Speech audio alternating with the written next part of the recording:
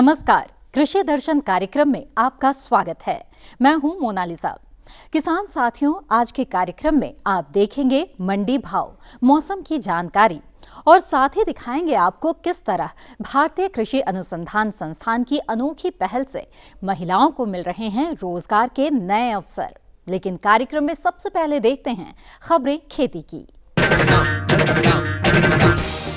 इस बार सरकारी एजेंसियों की गेहूं खरीद रहेगी कम। किसानों से प्याज खरीदेगी सरकार। इस साल गेहूं उत्पादन पिछले साल से अधिक रहने का अनुमान। और केंद्र सरकार ने चीनी जमाखोरी पर लगाई लगाम। नमस्कार, खबरें खेती की में आपका स्वागत है। मैं हूं स्निग्धा रितेश और अब खबरें विस्तार से। देश के जिन राज्यों से गेहूं की खरीद की जाती है उनमें इस बार फसल की जल्द आवक हुई है और वहां ज्यादातर गेहूं की खरीद हो चुकी है।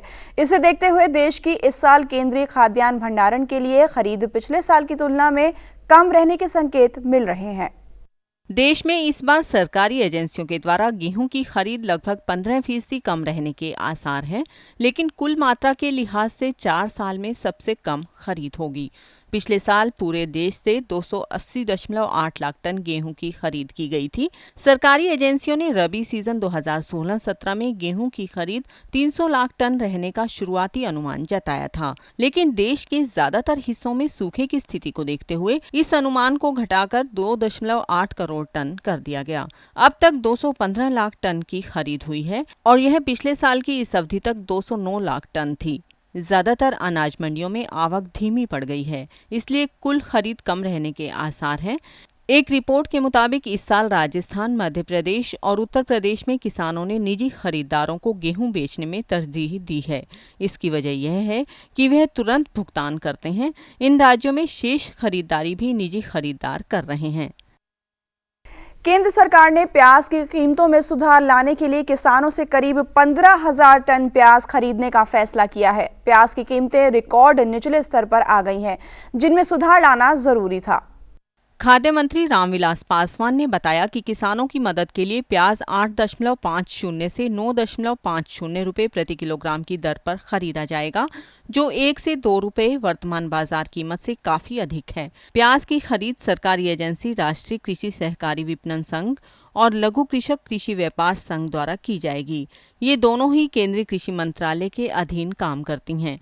प्याज की बाजार कीमत और जिस कीमत पर केंद्र ने खरीदारी करने की योजना बनाई है, उनके बीच के अंतर की भरपाई 900 करोड़ रुपए के नवगठित कीमत स्थिरता कोष से की जाएगी। नेफेड पहले ही महाराष्ट्र के नासिक में किसानों से करीब 1500 टन प्याज खरीद चुका है, जबकि SFAC ने 800 टन की खरीदारी की है। राज्य अधिकारियों को निर्देश दिए गए हैं कि किसानों से खरीदे जाने वाले प्याज के भंडारण के लिए निजी स्टोरेज केंद्र किराए पर लें।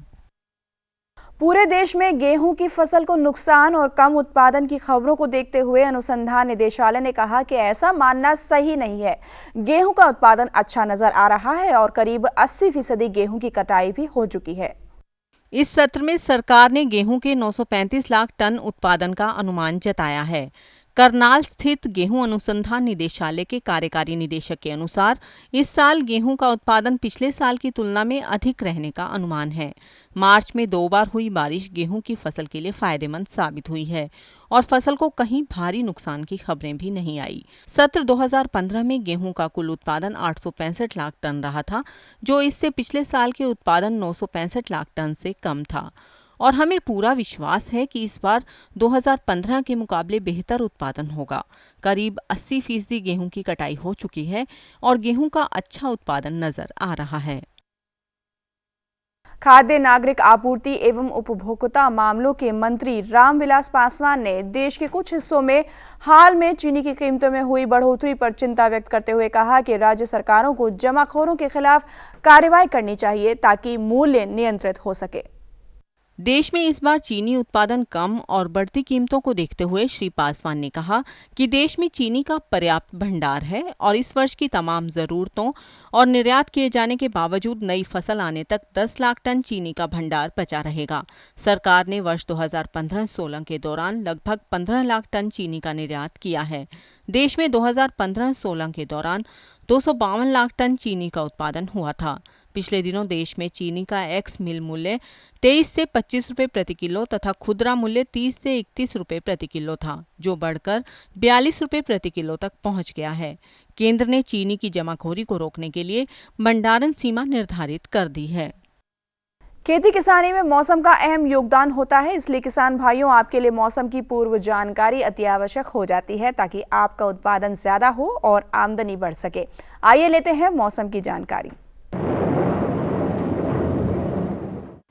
भारतीय मौसम विज्ञान विभाग के अनुसार अगले 24 घंटों में अनुमान है कि जम्मू कश्मीर, हिमाचल व उत्तराखंड के ज्यादातर भागों में बादल छाए रहेंगे व कुछ भागों में बारिश का अनुमान है। वहीं पंजाब, हरियाणा व उत्तर प्रदेश के सभी भागों में छुटपुट बादल छाए रहने के आसार हैं। देश के उत्तर पूर्वी भाग, सिक्किम, मेघालय, अरुणाचल प्रदेश और असम में बारिश की संभावना है। बिहार, झारखंड, छत्तीसगढ़ व उड़ीसा के सभी भागों में छुटपुट बादल छाए रहने के आसार हैं। वहीं देश के निचले व तटवर्ती इलाके जैसे कर्नाटक में बादल व तमिलनाडु और केरला में तेज बारिश की संभावना है। खेती की खबरों में आज बस इतना ही। कृषि दर्शन कार्यक्रम में और अधिक रोचक और ज्ञानवर्धक जानकारियों के लिए देखते रहिए कृषि दर्शन। नमस्कार। वक्त है एक छोटे से ब्रेक का। ब्रेक के बाद आपको दिखाएंगे महिलाओं को रोजगार देने के लिए भारतीय कृषि अनुसंधान संस्थान पूसा द्वारा शुरू की गई अनोखी पहल। ये लो और बताओ। बस। अरे ये क्या भैया जी, बस इतनी सी रासायनिक खाद? किसानी छोड़ रहे हो क्या? किसानी नहीं, नादानी छोड़ रहे हैं। मिट्टी की जांच कराई है।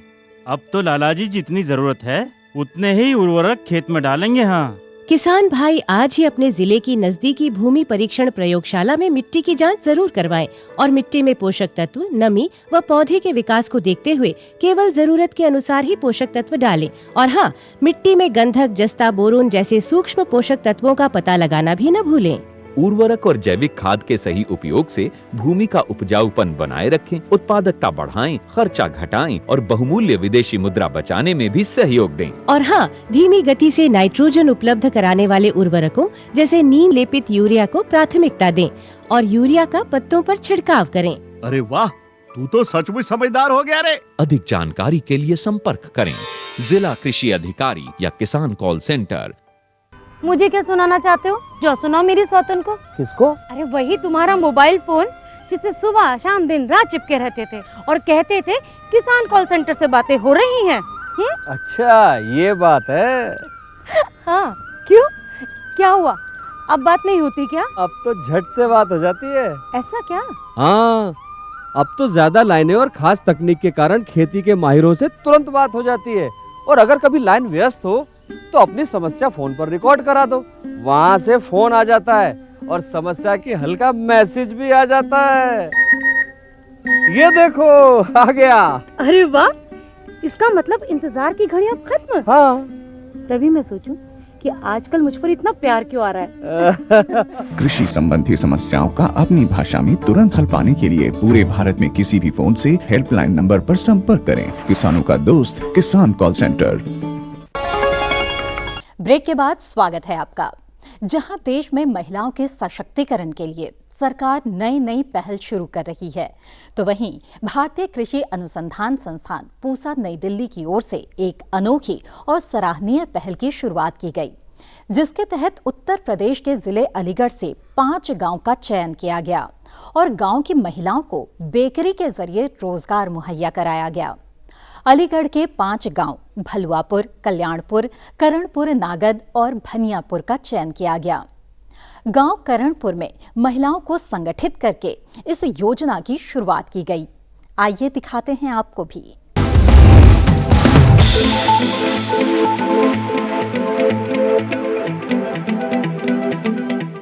भारत गांव का देश है और भारत की उन्नति तभी संभव है जब गांव की उन्नति हो।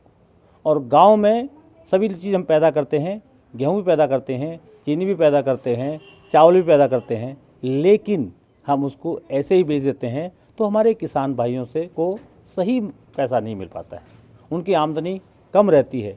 तो गांव में रोजगार के अवसर बढ़ाने के लिए, किसानों की आमदनी बढ़ाने के लिए और गांव के विकास के लिए यह बहुत ज़रूरी है कि मूल्य संवर्धन की गतिविधियां गांव में की जाएं और गांव की महिलाओं को प्रेरित किया जाए कि वो ऐसे काम करें जिससे उनकी आमदनी बढ़ सके, और ये काम उनके घर में ही हो सकते हैं और उनके जो पैदा उन्होंने किया है उसी से हो सकते हैं।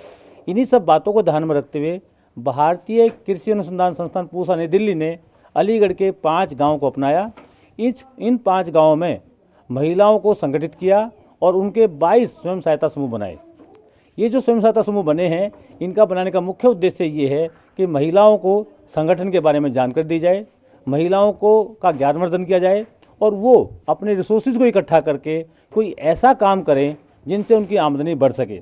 जब इन कामों की बात आती है तो हमने सोचा क्यों ना बेकरी की यूनिट गांव में लगवाई जाए। इनकी गांव की महिलाएं गांव में ही बेकरी के प्रोडक्ट बनाएं और न केवल अपने घर के लिए बनाएं बल्कि वो इसकी बिक्री करके अपनी आमदनी बढ़ाएं। तो इन्हीं बातों को ध्यान में रखते हुए जो ये अलीगढ़ के 5 गांव हैं, इन गांव का नाम है बलुआपुर, हजियापुर, करणपुर, कल्याणपुर और नागर। और आज हम खड़े हैं करणपुर गांव में, जहां पे एक बेकरी यूनिट लगाई गई है भारतीय कृषि अनुसंधान संस्थान द्वारा। और ये जो यूनिट लगी है, इसको लगाने का पूरा जो सहयोग गया है वो जाता है DBT यानी कि department of biotechnology, government of India, Bharat सरकार के जो संयोजन मिला उससे मिलता है। तो आज हम कर्णपुर में चलते हैं, जहाँ पे ग्रामीण महिलाएं बिस्किट बना रही हैं, उसकी ट्रेनिंग दी जा रही है भारतीय कृषि अनुसंधान संस्थान द्वारा, और ये कार्य कर रही हैं हिमानी जी। तो मैं आपको दिखाता हूँ कि बिस्किट कैसे बनाए जाते हैं। बिस्किट बनाने में सबसे पहले आटे का प्रयोग होता है। ये जो गेहूँ का आटा है, इसको 400 ग्राम लेंगे। इसके बाद जो नेक्स्ट है वो है मैदा। मैदा की मात्रा भी 400 ग्राम ही। इसके बाद जो नेक्स्ट है उसकी जरूरत पड़ती है चीनी की।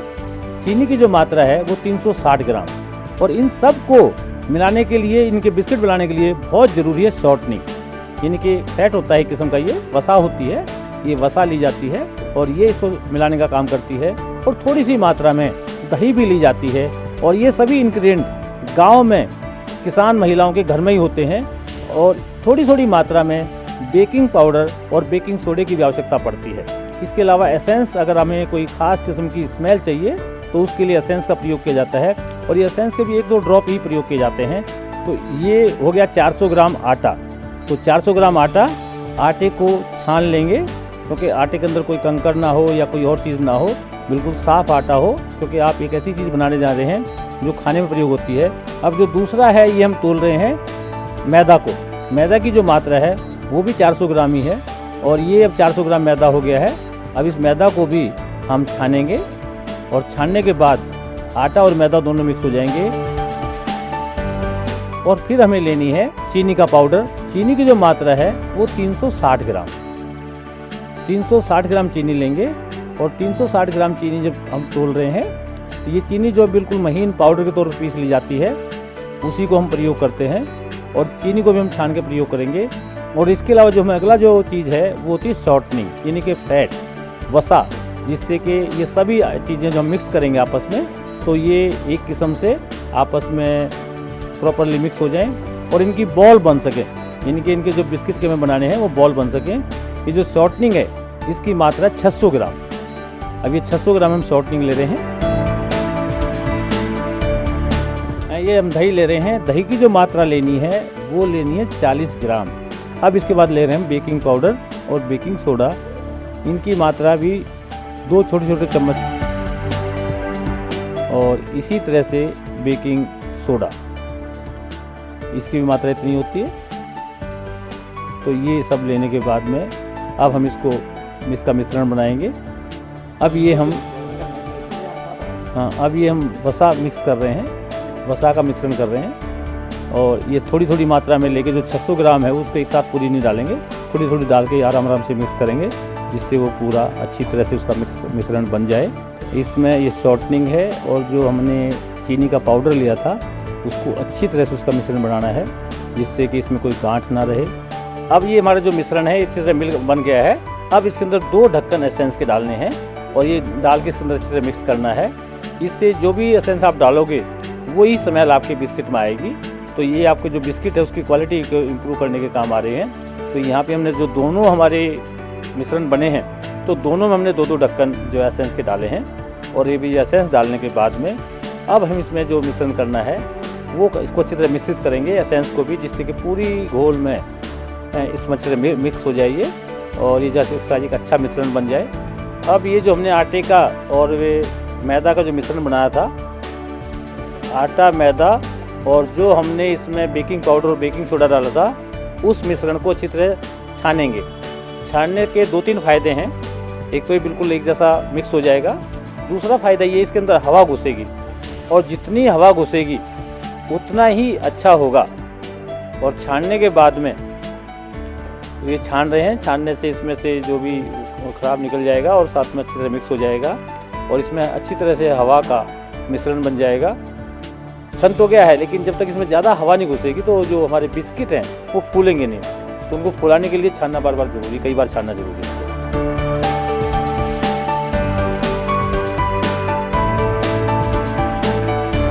अब दही का मिश्रण बन रहा है। दही इसको मिक्स, जो पेस्ट है उसमें दही मिला रहे हैं।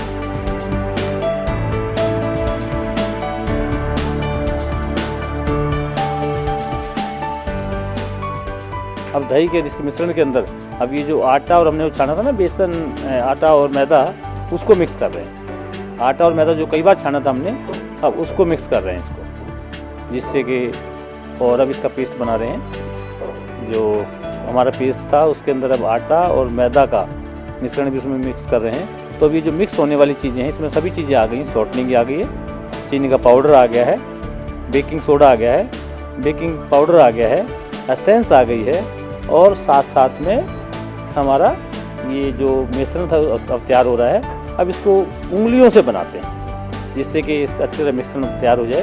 और उसके बाद इसमें बॉल बनानी है, तो दोनों हाथों की उंगलियों से और अंगूठे से ये काम किया जाता है, जिससे इसके अंदर ज़्यादा से ज़्यादा हवा घुस जाए।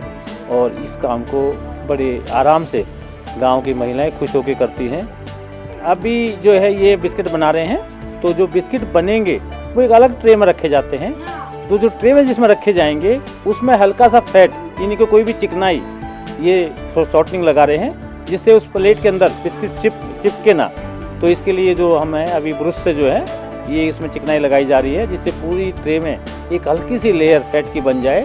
और फैट की जो लेयर है ये इन बिस्किटों को प्लेट से चिपकने से रोकेगी। तो ये बहुत ज़रूरी है ये काम भी। तो ये सभी काम इस तरह से महिलाएं गांव की बड़ी खुश होकर करती हैं, और क्योंकि ये इसमें काफ़ी एक्सपर्ट होती, निपुण होती हैं, वो निपुणता इनके यहाँ काम आती है।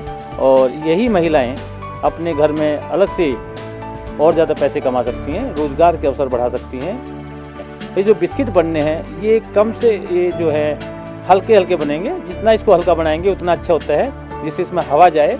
तो इस तरह से ये सभी महिलाएं जो गांव की ये बिस्किट बना रही हैं, और ये बिस्किट बनने के बाद में जिस ट्रे में ये तेल लगाया है उस ट्रे में रखे जा रहे हैं, जिससे कि ये जो ट्रे जो ओवन में जाएगी और बिस्किट जो वहाँ पकेंगे, और ये तेल लगी हुई प्लेट ही केवल ओवन में जाएगी, नहीं तो बिस्किट चिपक जाएगा।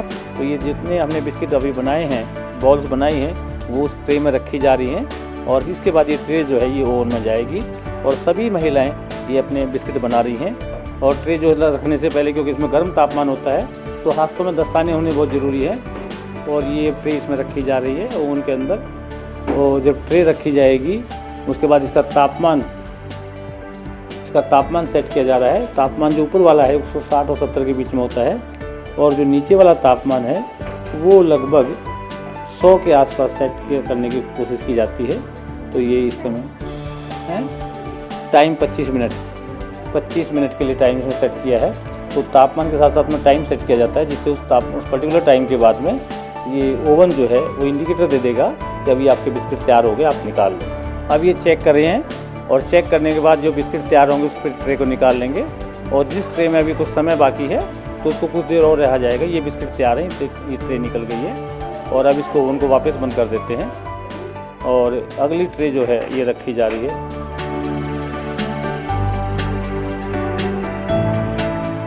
ये जो हमने दोनों ट्रे देखी हैं, तो इसमें से एक जो ट्रे के बिस्किट बिल्कुल तैयार हैं, दूसरे के बिस्किट अभी थोड़े से कम तैयार हैं, तो उसको हम दोबारा रखवाएंगे। अब ये बिस्कुट को टेस्ट कर रहे हैं कि कैसे बने। काफ़ी स्वाद बने हैं। देखो इनको चेहरे से रौनक से पता लग रहा है कि बिस्कुट काफ़ी अच्छे हैं। और ये बिस्किट जो है अभी रखेंगे अपने लिए भी, अपने बच्चों के लिए भी, और आगे इसको बेच के अच्छा पैसा भी कमाने की इनकी तमन्ना है। आइए चलते हैं, इन महिलाओं से बात करते हैं कि इनको बिस्किट बनाना कैसा लगा, क्या इनको लाभ मिल रहा है, और क्या गांव की एक आम महिला बिस्किट बना सकती हैं और बिस्किट की फैक्ट्री गांव में लगा सकती हैं। वो गेहूं के बजाय क्या बिस्किट बना के बेच सकते हैं। चलते हैं इन महिलाओं से बात करते हैं। आपका नाम क्या है? हेलो, मैं रूपेश कुमारी बोल रही हूँ, गांव करनपुर से। खूब बढ़िया लगे रहो और खूब आमदनी होएगी और बिस्कुट खूब बढ़िया बनना है और बच्चों को खवाएंगे, हम खाएंगे और बेचेंगे और आमदनी होएगी। हमारे घर में सब अच्छा बताते हैं, कहते हैं कि बिस्कुट बन रहे हैं तो इससे आमदनी होगी आगे। अभी तो घर ही खाते हैं, थोड़े बनाते हैं, लेकिन जब सीख जाएंगे अच्छे ढंग से तो ज़्यादा बनाएंगे, बिक्री भी करेंगे बाहर की।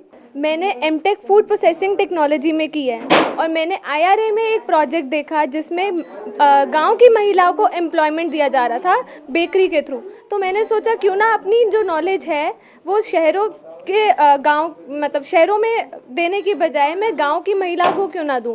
गांव की महिलाएं वैसे ही कुछ काम नहीं मतलब बेकरी के थ्रू काम नहीं करती हैं, उनको पता नहीं है कुकीज़ वगैरह। मैंने अभी उनको बताना सिखाया कि कुकीज़ ये होती है, रस्क ये होती है। उनको वो सिर्फ यहाँ पापे एक खाते थे जो कि यहाँ पे रस्क को बोलते हैं पापे, तो उनको पता ही नहीं था केक वगैरह। तो हमने यहाँ पे इंट्रोड्यूस कराया कि ये केक होता है, ये मफ़िन होता है, ये बिस्किट होते हैं, ये कुकीज़ होते हैं। तो हम चाह रहे हैं ये खाएं साथ साथ इनको बेचें ताकि इनकी एम्प्लॉयमेंट बढ़े। फार्मिंग के अलावा हम चाह रहे हैं कि ये बेकरी में भी अपना हाथ सेट करें और ये अपनी एम्प्लॉयमेंट बढ़ाएं।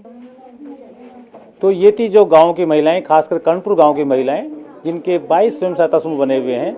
और ये सभी स्वयं सहायता समूह की महिलाएं अपने समूह के साथ आती हैं, अपने साथ अपना सामान लेके आती हैं और यहाँ पे बिस्किट बनाना सीखती हैं और उसके बिस्किट बना के लेके जाती हैं।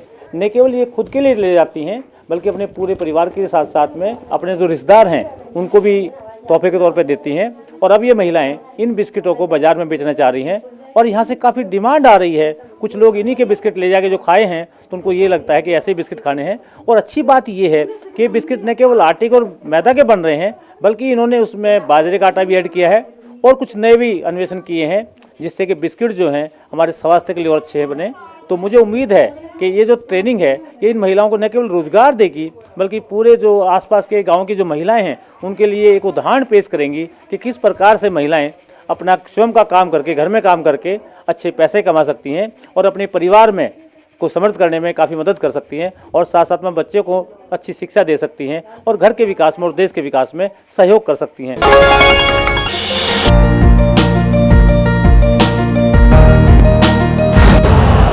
यूरिया का स्वदेशी उत्पादन 70 लाख टन बढ़ाने के लिए 6 उर्वरक संयंत्रों का उद्धार किया जा रहा है। FCIL के गोरखपुर, सिंदरी, तलचर और रामागुंडम संयंत्र, HFCL की बरौनी इकाई और BVFCL की नामरू फोर्थ। सोने पर सुहागा ये है कि देश में अब बनेगा सिर्फ नीम लेपित यूरिया, क्योंकि इससे होगा किसानों का फायदा ही फायदा। अनाज का उत्पादन 10% तक बढ़ेगा। बढ़ेगी 10 से 15% नाइट्रोजन क्षमता।